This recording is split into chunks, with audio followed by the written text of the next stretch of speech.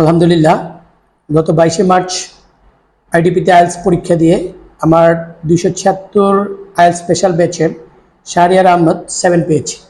আমরা শুনবো তার 7 পাওয়ার পিছনে গল্প। প্রথমে আইএলস 7 ব্যান্ড স্কোর 7, জি অনুভূতিটা কেমন? স্যার, অনুভূতি আলহামদুলিল্লাহ অনেক ভালো স্যার। অনুভূতি অনেক খুশি হইরা, ফ্যামিলি সবাই অনেক খুশি 7 পাইছি। দ্যাটস দ্য রিজন স্যার, অনেক ভালো লাগে। তো আমাদের প্র্যাকটিস সেশন, বিশেষ করে মর্নিং শিফটের 3 ঘন্টা অ্যান্ড আফটারনুন শিফটের 3 ঘন্টা, এই প্র্যাকটিস সেশন সম্পর্কে তোমার মতামত কি?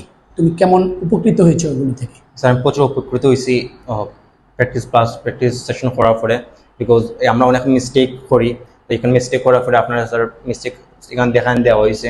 সো মিস্টেক দেখার পরে এখানে প্রচুর ইম্প্রুভ হয়েছে। রিডিং, স্পেশাল রিডিং সময় আমি 5.5 পাইতাম, বাট প্র্যাকটিস সেশন করার পরে আপনারা যে রুলস দিয়েছেন, টিপস অ্যান্ড ট্রিক্স দিয়েছেন, এইসব করার পরে প্রচুর ইম্প্রুভ হয়েছে। অ্যান্ড আলহামদুলিল্লাহ 7.5 পাইছি আমি রিডিংও বর্তমানে।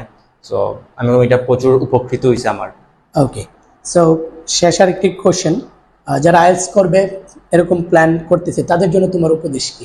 প্রথম উদ্দেশ্য থাকবো আমার যে কোচিং সেন্টার আমিসে আওয়ার লাগি এডমিশন এখানে নেওয়ার লাগে, বিকজ এখানে সব কিছু সুপারিয়ার লেভেলের প্রচুর বেনিফিট পাইবে আপনারা।